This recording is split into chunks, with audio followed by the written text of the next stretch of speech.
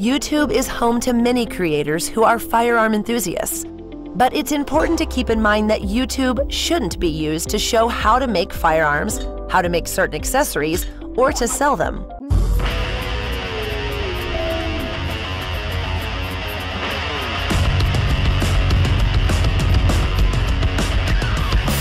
Salut à tous. Alors aujourd'hui, je vais vous parler du règlement concernant les armes à feu sur YouTube. Donc il y a plusieurs youtubeurs qui ont déjà fait des vidéos sur ce sujet. Donc on a Mike Armement. Salut à vous les amoureux de la queue de détente, j'espère que vous allez bien. Alors vidéo extrêmement importante, donc je compte vraiment sur vous pour la partager, la liker un maximum sur les réseaux et de laisser un petit commentaire pour le référencement, puisque en ce moment règne vraiment un problème sur YouTube avec l'armement. On a vu la chaîne de Maître Luger avoir de gros soucis. On a vu une autre chaîne aussi de rechargement, alors j'ai plus le nom, qui a été supprimée. Les règles se durcissent sur YouTube, la censure règne toujours, c'est comme d'habitude. Et il se pourrait que du jour au lendemain, ils te disent que l'armement, c'est fini sur YouTube. Que ce soit du tir de loisirs, tir sportif, chasse et compagnie. Maître Luger. Petit récap avant de parler des conséquences de cette histoire. Il y a quelques jours, une de mes vidéos sur un pistolet mitrailleur a été supprimée pour violation des règles de YouTube car elle parlait d'armes à feu. Et en plus, cela a entraîné un avertissement global sur toute la chaîne. J'ai évidemment contacté YouTube sur Twitter qui me dit que la chaîne a été fermée car elle a pour vocation de vendre des armes ou des accessoires qui sont interdits. Évidemment, je réinterpelle YouTube qui me dit finalement la chaîne est toujours opérationnelle, mais l'avertissement sur la chaîne reste et la vidéo a été supprimée car en fait elle montre un accessoire interdit par le règlement. Et c'est vraiment cette raison qui est critique et qui est un peu la clé du problème. Et malheureusement, c'est un problème qui est global à YouTube et c'est pas un problème avec ni la législation française sur les armes à feu ou ce ne sont pas des problèmes liés à YouTube France. C'est vraiment YouTube global. D'ailleurs, il y a des YouTubeurs américains bien plus gros que moi qui ont eu des ennuis très similaires.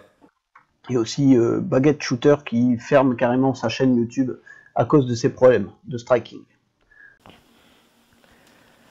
Bonjour à tous, bienvenue à cette vidéo qui sera probablement la dernière de la chaîne et je vais vous expliquer pourquoi. Comme vous le savez peut-être, à travers d'autres youtubeurs, la plateforme a décidé récemment de pousser le curseur de la censure à un niveau rarement vu concernant certains contenus, dont celui des armes à feu. Il y a une semaine, j'ai reçu un avertissement suite à une vidéo où je visse un silencieux et il y a 2 jours, j'ai carrément pris un strike car je fais la même chose sur une autre vidéo.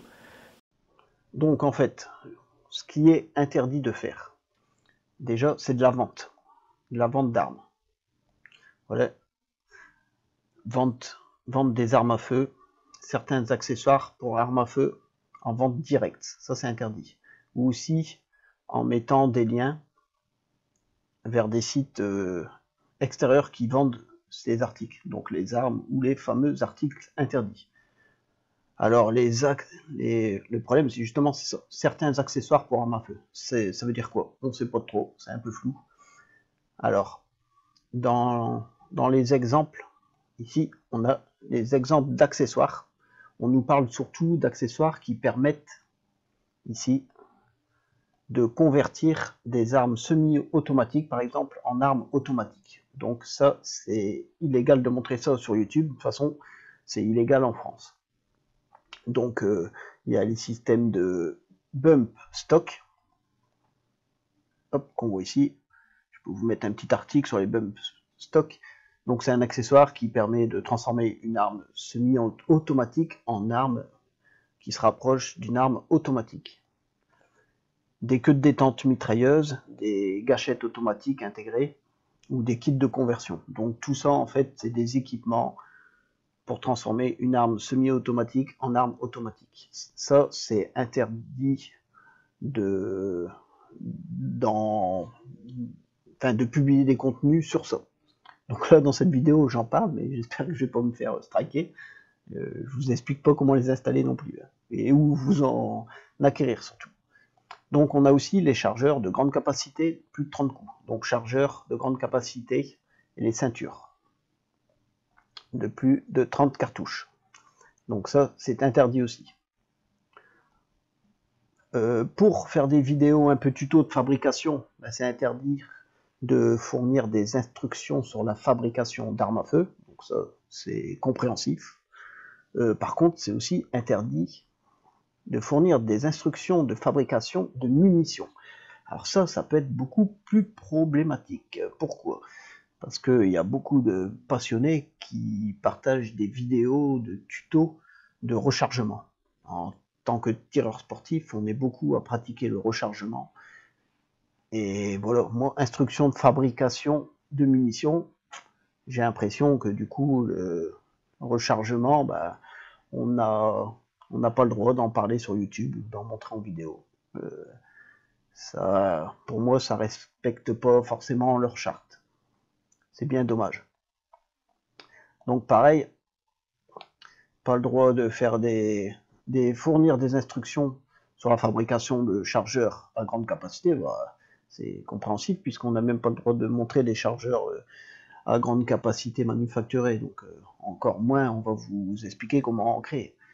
Des silencieux modérateurs de son maison, donc c'est-à-dire fait maison. Donc ça, on n'a pas le droit de vous montrer comment. Alors ça, j'ai un petit souci avec ça.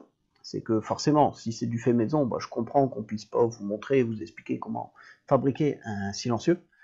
Par contre, d'après certains youtubeurs, Baguette Shooter, si je me souviens bien, il s'est fait striker justement des vidéos, parce que pendant ces vidéos, en fait, à un moment, il se retrouve avec son arme, et il vient visser dessus un silencieux. Donc, pour YouTube, ça serait une modification d'arme avec un silencieux, et du coup, il aurait striké pour ça. Alors, le problème, c'est que là, on nous parle de modérateur ou de silencieux fait maison.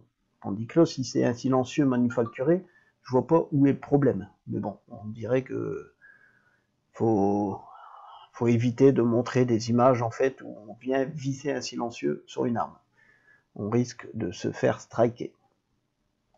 Accessoires permettant à une arme à feu de simuler un tir automatique. Donc c'est comme tout à l'heure en fait, on n'a pas le droit de montrer ou de proposer à la vente par exemple des accessoires qui permettent de transformer une arme semi-automatique en arme automatique. Et ben c'est pas grave, c'est pareil, on n'a pas le droit de montrer non plus comment la fabriquer, forcément.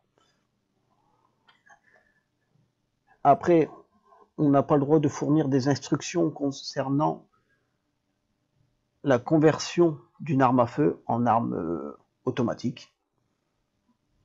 Donc voilà, on est à peu près toujours dans le même sujet, quoi. On n'a pas le droit de parler d'armes automatiques, de transformation d'armes semi-automatiques en armes automatiques.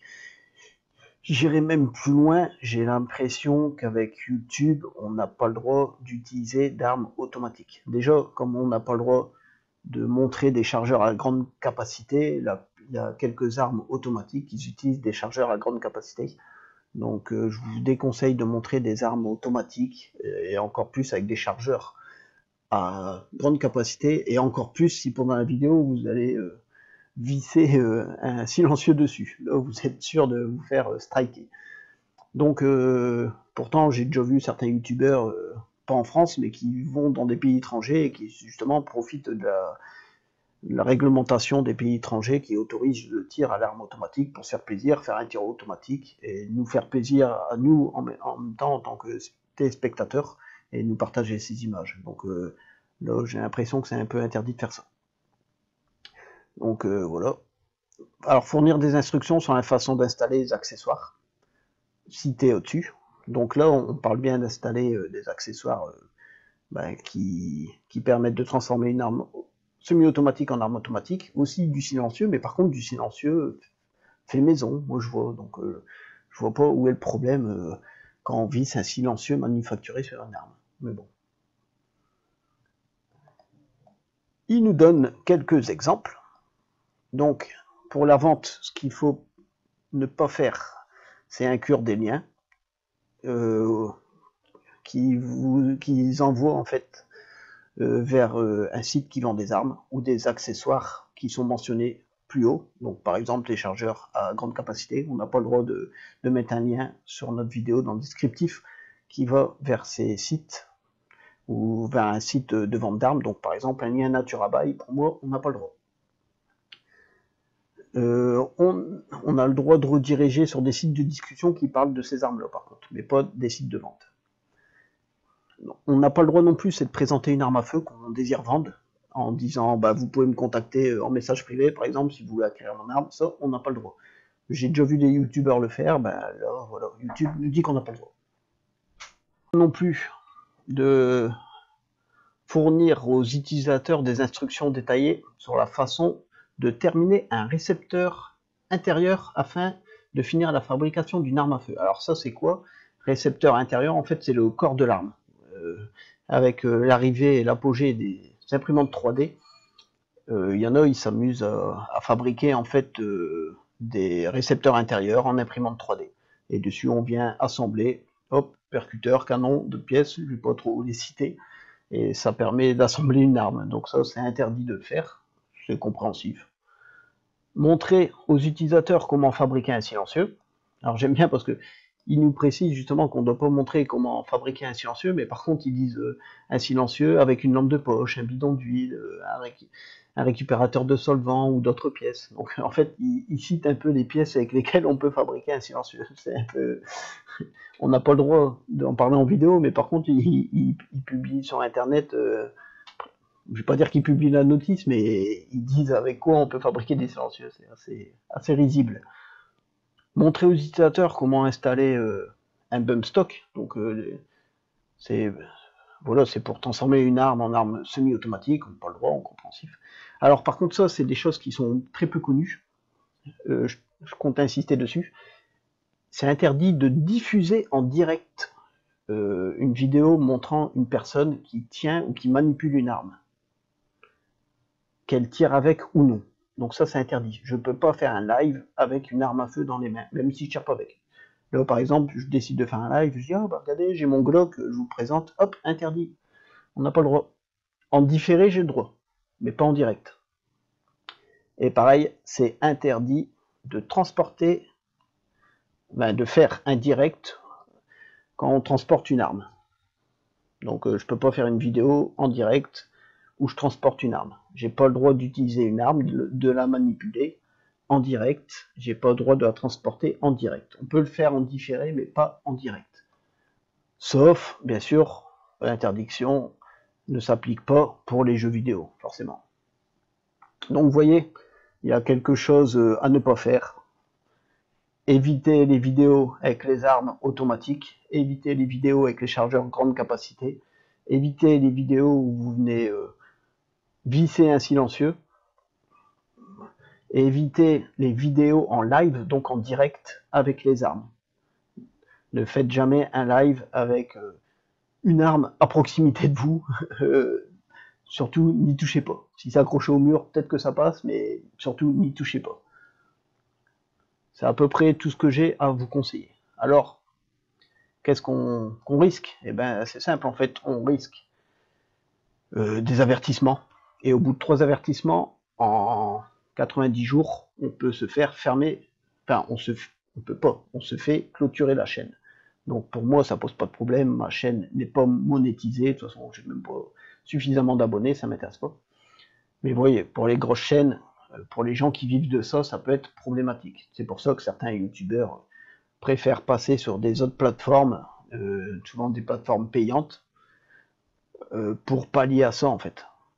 Donc vous voyez, la restriction n'a pas été modifiée, elle ne s'est pas durcie, c'est juste que YouTube contrôle beaucoup plus et fait beaucoup plus attention au contenu des youtubeurs qui parlent d'armes à feu. Donc je tenais à faire cette vidéo pour clarifier les choses, parce qu'on entend tout et son contraire, aussi pour expliquer un peu selon moi ce qu'est ces règles, ce que sont ces règles en fait.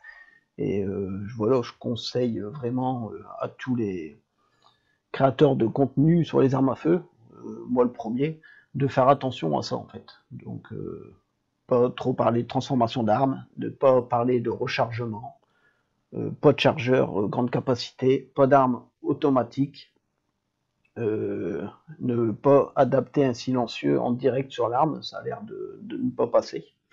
De pas faire de live en direct avec des armes. Voilà, après, transformation d'arme, dedans, j'inclus pas la customisation. Si vous changez la crosse d'une arme, je vois pas pourquoi YouTube ils iraient se traquer ça. Si vous changez la détente d'une arme, ça peut être un peu plus problématique parce que dans leur, je sais pas si c'est des experts en armurerie, donc comme ils nous disent que c'est interdit de mettre une vidéo ou qu'on installe comme accessoire une queue de détente mitrailleuse ou une gâchette automatique.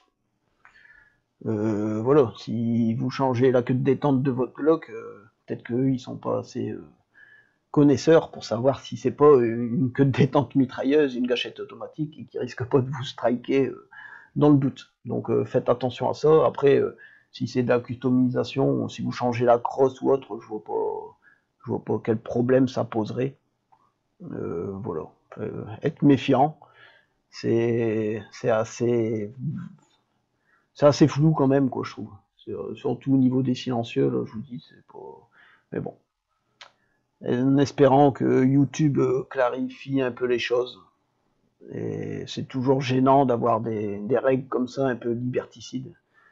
Déjà, au niveau armes à feu, on n'est pas très gâté dans notre pays. Alors en plus, si YouTube, des plateformes comme YouTube nous en rajoutent, c'est vraiment pas fun. J'espère que cette vidéo vous a plu, et je vous dis à la prochaine.